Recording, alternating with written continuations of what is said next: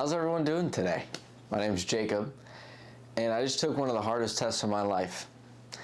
And as somebody who's about to finish college and has done my fair share of freelance video editing work, I know that one of the hardest things is to be productive. Speaking of which, speaking of being productive, there hasn't been a YouTube video out in a couple of days. Well, let me tell you why. I got this cool thing. It's a wireless mic. And now that I have that, I feel a lot more confident speaking on here because I had this microphone that I use to talk to people online if I play games, and that's not what I wanted for this. So I wanted to invest in something that was kind of beneficial.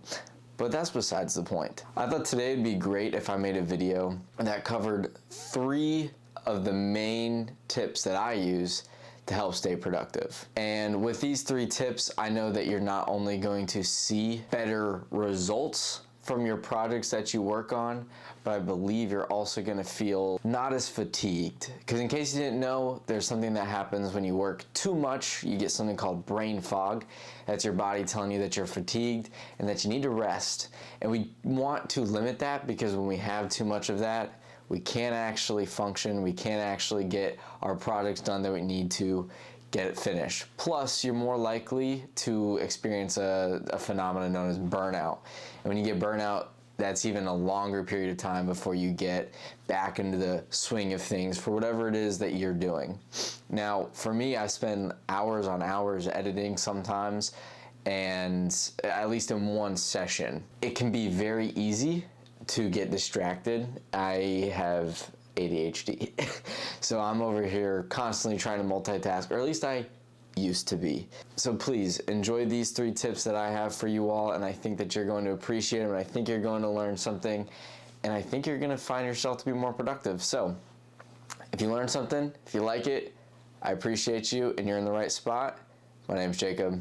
Let's get into it. So the first piece of advice that I'm going to give on how to be more productive is to start creating some sort of routine. Have a nice routine. And with this routine, it doesn't have to be anything crazy. You don't have to have it written out every hour, every minute, down to the T. You don't have to worry about that. All I'm saying is maybe start doing some very particular habits. I call these my mini wins. And for me, sometimes I just lack motivation. Once I get going, I'm totally good. But I need that motivation to get me started. Some days, if I'm just on a kick of editing stuff, I haven't been outside, I haven't spoken to anybody. We're human beings, we're social creatures. Sometimes I just have to go out to the gym and start talking to people. This is an example of a mini win. For me, first thing I do when I wake up in the morning, after I've been brought back to reality, I make my bed. And it's not anything perfect, I'm not super OCD, but this is a great way to start my day off because I've accomplished something little.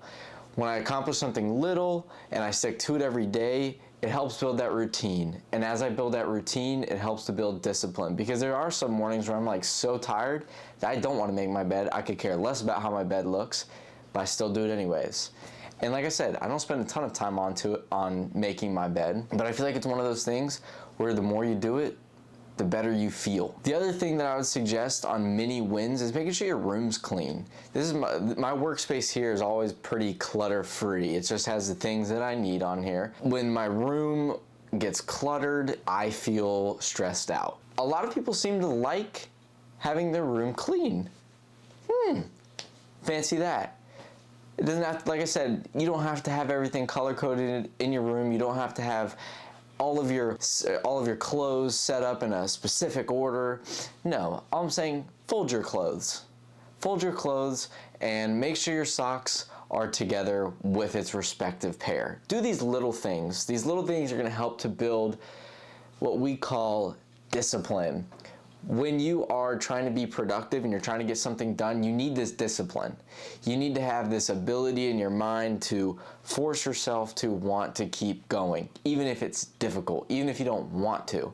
You have to be resilient when you're being productive. And sometimes it just sucks. It's like nails on a chalkboard. It's like pulling teeth out. I get it. And that leads me in to my second point. So for my second tip on how to be more productive, it is to take breaks. Yes, sometimes you're so excited to do a project that you can knock it out for 6 to 8 hours and you have no idea that you just passed more than 30 minutes because it felt like time was just flying. And those are great. Those are great days. Those are the projects that you love to work on. But at the same time, you have to acknowledge your body. Your body needs sunlight, it needs to socialize, and it needs to eat and drink water. So please, take care of yourself. Even if it is an 8-hour project and you could knock it out, no breaks, no nothing, take them. Take your breaks. This is like the early 1900s labor unions, all right? Take your breaks. I suggest grabbing a snack, maybe try to go for a walk for about 10 minutes. Or if you have a longer break, go to the gym. Go work out, go talk to some people, because when you come back, you're gonna notice that you're gonna feel more refreshed to do it. It's all about being strategic when you wanna be productive. If you're just sitting there at the desk and you're daydreaming and you're not really focused on your project at hand, you need to take a break. Your body's telling you to take a break. Now here's the thing though. You take too long of breaks, now what? Now you're procrastinating. Procrastinating is the opposite of being productive. We don't want that. So how do you get back? How do you return yourself to it? Well, for me, a lot of the times when I work on my videos and I'm trying to create ideas or I'm at like a roadblock, I'll go for a drive. I'll play a song, I'll play multiple songs, and I kind of decompress and start imagining, I start visualizing, and sooner or later something hits me and it inspires me to come back. And when I start working again, I'm all gas, no brakes. Pun intended. No, pun not intended. Take your breaks. You deserve them. But only for about 15 to 20 minutes. Unless it's the gym. Do something physical. It doesn't have to be the gym. Just do something physical. Go for a run. Go for a run. You like long walks on the beach or hiking? Please, by all means. You'll probably get inspired. Or read a book. Read a book. Books are good. That brings us on to our third and our last and most important tip. You have to limit your mindless consumption.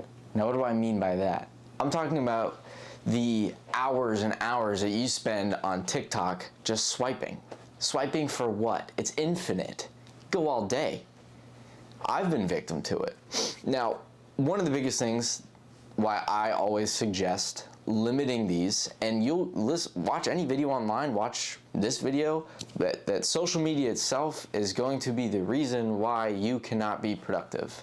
And that is 100% true. So essentially, what goes on while you're scrolling on social media, mostly I'm just gonna use TikTok because it's the most addicting. It causes something called a dopamine drip. Now, dopamine is a chemical in your brain that helps to provide happiness. And what happens is this dopamine drip, it starts dripping, you get excited, and now you're hooked. And you want to keep watching because you want to get that laugh, or you want to see that cute animal again. And so as you keep going, that dopamine drip, it stops for a little bit. And then you're just kind of scrolling mindlessly. And you're like, okay, well, this is now pointless. And then the drip comes back because now you found something that you like. And then it just keeps going back. It's this big loop, and you don't want to get caught in this loop. And what you'll find is if you're on an iPhone, I think Androids have it as well, go check your screen time. Not too long ago, I'd say about a couple months, I want to say around the holidays, so maybe December, I looked at my screen time one day and I think it said 7.5 hours. And I was like, this is completely unacceptable. This is terrible. To be fair, I do a lot of stuff online, like I create stuff online, but even then my productivity on those apps was only like an hour. So the other 6 hours that I spent was on TikTok, Netflix, and YouTube. And think about it like this. If you're trying to complete a task or something, you have a big project or you're trying to do homework, what happens when you get bored? You distract yourself with TikTok or YouTube or Netflix, or you're trying to multitask. Stop multitasking. Train your mind and your body to be comfortable with being bored. When your mind and your body get comfortable feeling bored, it's not looking for that artificial dopamine drip. You can create your own.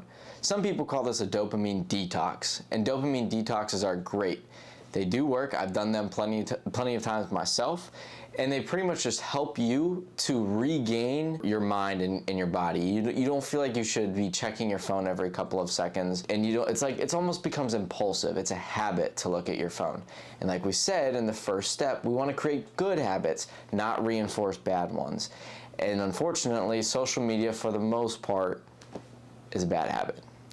Whether you want to believe it or not, we can tussle it out. Limit the distractions and you will see an increase in your productivity. I can't even stress this enough.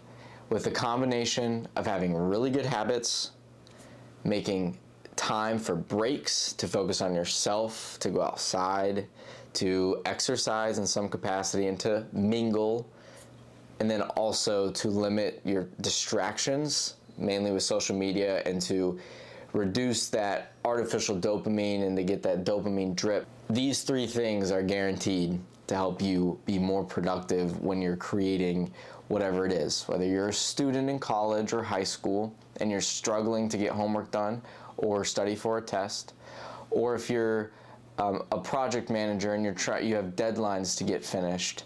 I guarantee you that doing something like this will help you meet that deadline faster because you'll be able to work a little bit at a time.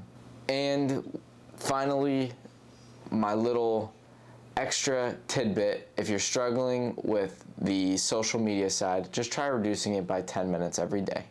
You reduce it by 10 minutes every day, before you know it, your time's gonna be very low. It's all about making a tiny change over a long period of time, do giant changes. So I hope you all enjoyed this video. If you enjoyed, please like, comment, and subscribe. If you have any other suggestions for people in the comments for how to be more productive, I'd love to hear it. I'd love to interact with all of you. But for me, these are the ones that work the best. And I know I've kind of combined a bunch of different topics all into one. But for now, thanks for watching, and I'll see you on the next one. Peace.